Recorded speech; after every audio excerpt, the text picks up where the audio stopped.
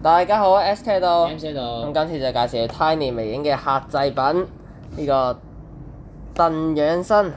因為賣得太勁啦，所以當初加咗30蚊買。係。 30蚊就係架嘢。咁啊，整咗架咁嘅貨車。雪藏車啊！估唔到出完車冇耐就嚟咗啲咁嘅公關災難，而家又執晒，畫咗卡片嘅。以燉細味，以湯養生。幾多號啊？呢架車3379。出幾多字幕啊？冇講。係喎。我諗應該5000啩。至少2000嘅咧，至少2000嘅聽聞。我睇下呢架車啦。因為啱啱嚟嗰陣好多嗰啲切口嗰啲，又剪咗好多。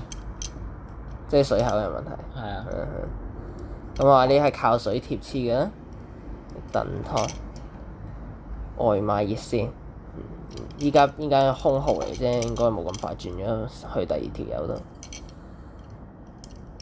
幾有趣嘅真係，竟然完成咗啲後期執咗嘅。佢清庫存啫。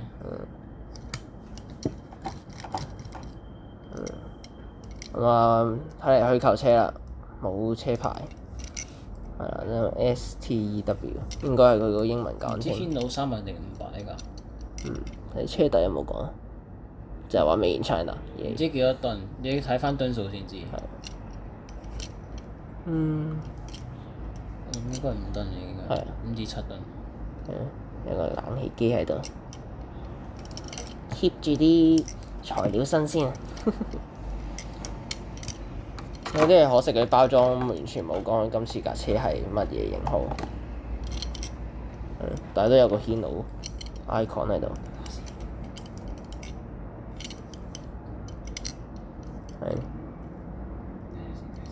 而一間湯嘅鋪頭嘅貨車，啲裝飾都 OK 嘅，係冇個咩型號嘅。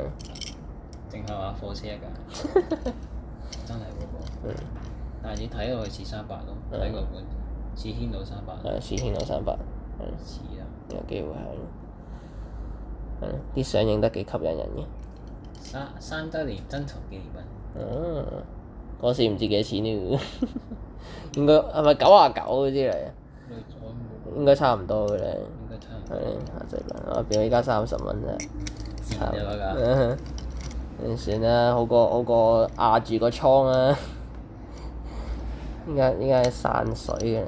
賣85蚊啊！85蚊成日賣㗎。哇！有人炒85蚊。祝佢好運啊！依家30蚊都買到，睇下要清幾耐。咁好啦，咁今次架咁嘅燉養生嘅貨車介紹就嚟到呢度啦。鍾意就 like 記得 subscribe，咁我哋下次再見，拜拜。